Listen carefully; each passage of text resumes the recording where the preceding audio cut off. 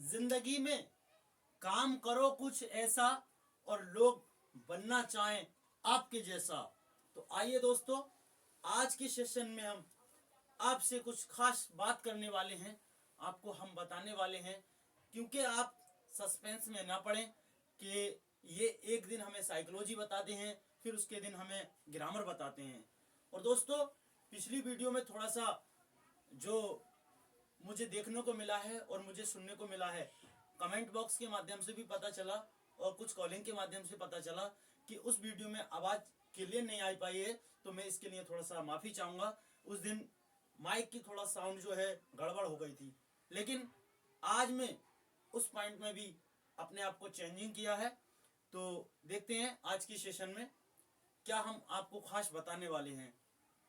आइए चलते हैं अपनी सेशन की ओर। देखिए, हम आपको पिछली वीडियो में बता चुके हैं कि इंग्लिश ग्रामर में हमने सबसे पहला जो कंटेंट लिया था वो अल्फ़ाबेट का लिया था, और हमने आपको इंग्लिश भी बता दिया, इंग्लिश ग्रामर की डेफिनेशन भी बता दी, और हम आपको अल्फ़ाबेट भी बता चुके हैं। अब हम उससे थोड़ा सा आगे बढ़ते हैं, और आगे बढ़ने की प्रक्रिया हमारी ये रहेगी कि हम सबसे पहले, जैसे हमने किसी भी भाषा को हमने सीख लिया, उसकी लिपि सीख ली, तो हम कुछ ना कुछ उससे उसके जो अक्षर हैं उनको मिला के, यानी उनको कंपोज करके, और हम जो कोई शब्द बनाएंगे जिसका कोई ना कोई उच्चारण होगा, जिसका कोई ना कोई अर्थ होगा, तो हम इसी बात को अपने आगे रखेंगे। हम सबसे पहले हमने सीखा कि किसी भी भाषा को सीखना है तो हम लेटर, यानी लेटर्स, आपने लेटर्स सीखे। लेटर्स सीखने के बाद में आपको लेटर्स सीखने के बाद में आपने लेटर्स मिला के बनाए वर्ड्स, और वर्ड्स मिला के आपने बनाए कुछ सेंटेंस।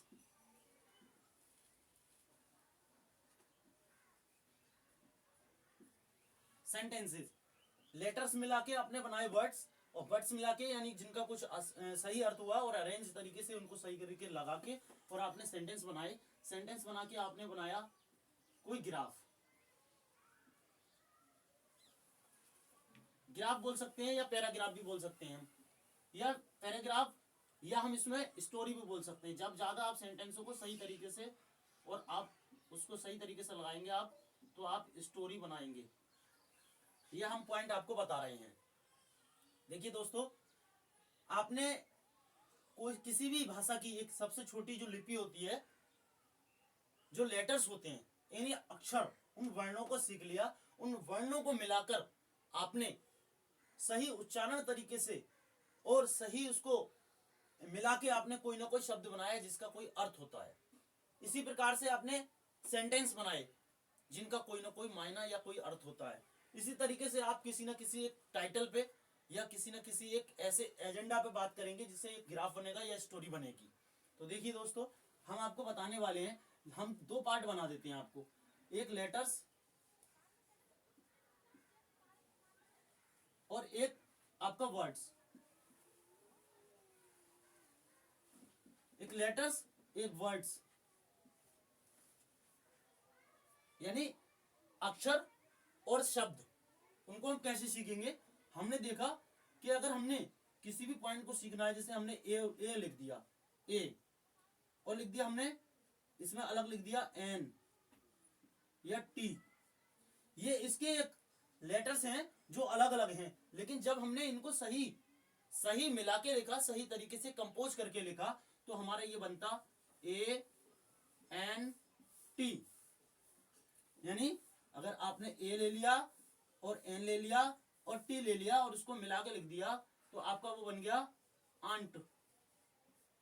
आंट मीन्स आपको पता चला कि चींटी होती है।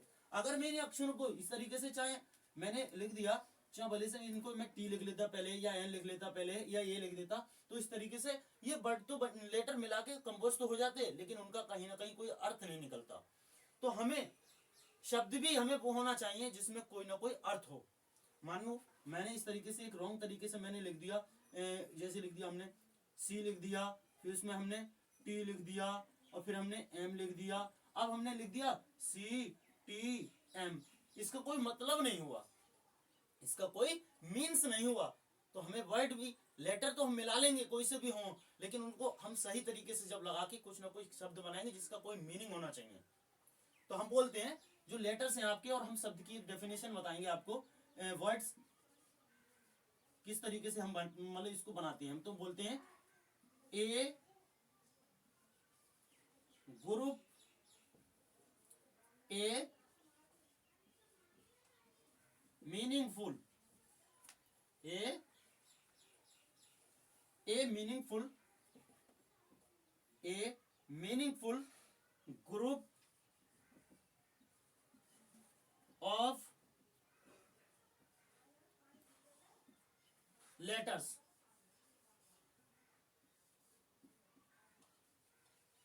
is called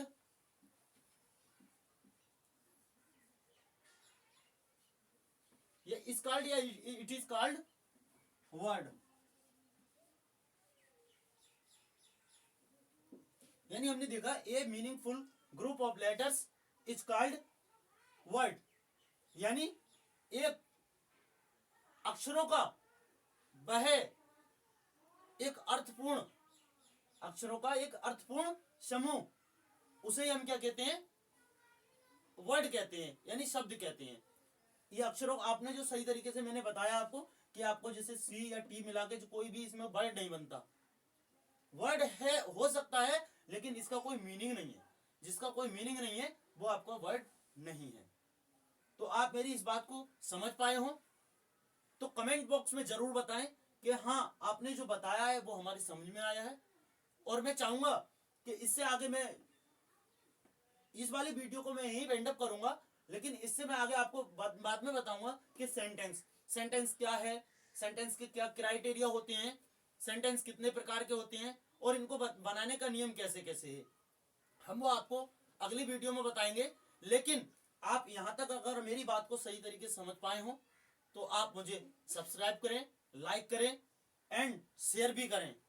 देखिए दोस्तों, इस तरीके से आप ये आपने पढ़ा तो है कि लेटर्स भी है, वर्ड भी है, लेकिन मैंने आपको ज्यादा कुछ नहीं बताया है, सब कुछ वही, लेकिन मेरा बताने का तरीका ये है कि मैं आपको ये बताऊंगा, अगर हम कहने कि अक्षरों का वह समूह जो जिसका कोई अर्थ हो, जिसका कोई अर्थ नहीं हो, मान के चलो तो वो शब्द नहीं है।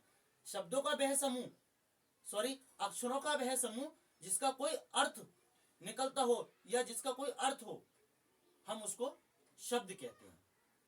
आप मेरी इस बात को समझ पाए हैं? तो देखिए दोस्तों, मैं इस क्लास को यहीं वाइंड अप करना चाहूंगा। Finally best of luck, so thank you.